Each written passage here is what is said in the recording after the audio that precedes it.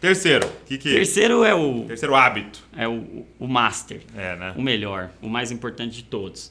Orar. Ok. Orar, mas orar eu já sei que eu preciso orar, eu sei, a Bíblia diz orar sem cessar. Isso aí mas eu posso pular. a gente precisa entender, a gente precisa entender o poder da oração, porque a gente fala muito sobre oração, mas a gente ora muito menos do que a gente deveria. E quando a gente entende o porquê, mais pelo porquê, né? Então, a gente ora porque a gente quer ter comunhão com Deus e a gente precisa dessa comunhão com Deus. Mas tem algo de tão poderoso na oração que hoje até os ateus estão orando. Porque eles estão entendendo. Eu tô falando com quem? Eles falam com algo, eles falam consigo mesmo e eles chamam isso de oração, porque eles estão entendendo que no ato de orar, no ato de se referir a alguém que tem controle, você modula reações cerebrais. Então, o que acontece com o nosso cérebro quando a gente ora? Então, isso falando da oração, a gente não está nem falando do encontro com Deus. Você está falando de estudos agora Estudos científicos mostrando os efeitos da oração no nosso cérebro. O que a oração faz no nosso cérebro? A oração tem o poder de ativar o nosso sistema nervoso parasimpático, que é o nosso sistema que para, que congela, que freia as nossas emoções. Então, só de ativar o sistema nervoso parasimpático, a gente já tem uma desaceleração. Então, desacelerou. A oração ela tem um poder de diminuir os níveis de cortisol, que é o hormônio do estresse, mais do que pela metade. A oração ela consegue fazer um fenômeno de regeneração cerebral, de plasticidade neural, que tem a ver com mudanças de hábitos, de comportamentos, que eles até observaram isso em pessoas pós-AVC, que a regeneração em quem ora, a plasticidade neural, a atividade cerebral que a oração produz é muito mais poderosa do que qualquer outra coisa. Então, orar não só te traz para um nível de desaceleração, de tranquilidade, de paz, mas modula o seu cérebro, prepara reações químicas. E aí tem um outro fenômeno interessante sobre a oração, é que a oração ela vai fazer com que a sua camada, o córtex cerebral fique mais espesso.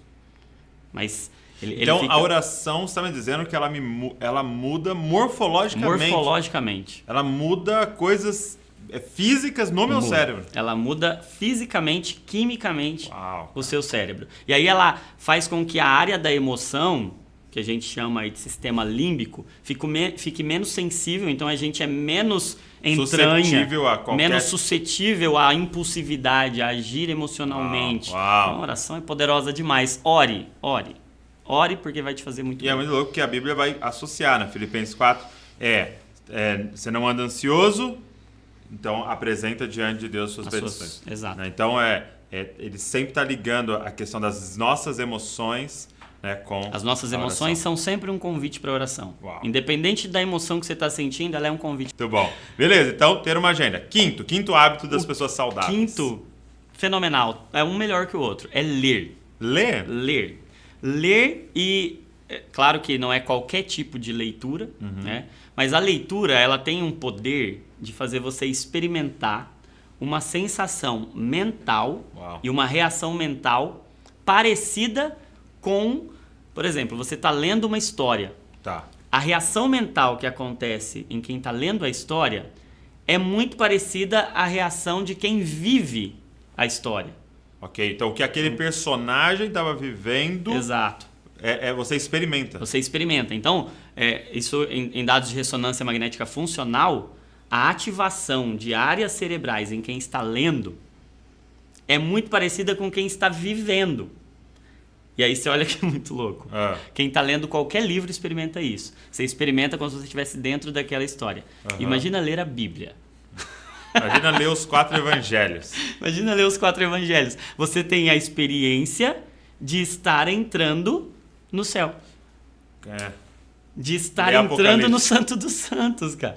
É muito forte isso. Então, ler produz no nosso cérebro, e aí a gente já tem uma infinidade de estudos relacionando a essa atividade cerebral, a esse exercício cerebral, a essa musculatura cerebral. Então, a leitura, ela também vai liberar neurotransmissores saudáveis, neurotransmissores do bem-estar, serotonina, dopamina. A leitura vai exercitar as suas emoções, vai aumentar o seu raciocínio, vai aumentar o seu vocabulário, ela vai dar uma estrutura cerebral e mental que te torna muito menos suscetível também às emoções, à impulsividade e aos sentimentos negativos, né? Fora que você consegue combater pensamentos, porque a nossa mente mente, né? Isso é uma coisa que eu tenho que falar, desconfiar da mente. A leitura traz uma verdade, principalmente quando a gente está falando de uma leitura como a Bíblia, ela traz uma verdade para você desmentir a sua mente no momento da tentação ou no momento em que você está sendo invadido ali por um pensamento mentiroso. Muito bom.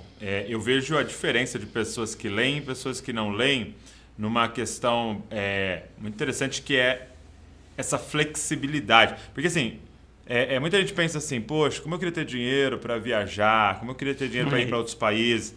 Cara, talvez seja muito caro, milhares de reais para você ir na Nova Zelândia.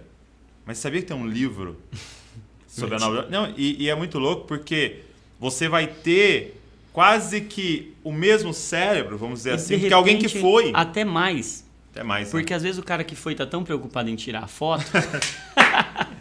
E você não vai poder tirar foto ali do livro? Exato, cara. E aí você bom. pode ter uma sensação e uma experiência e uma construção cerebral maior até do que quem foi.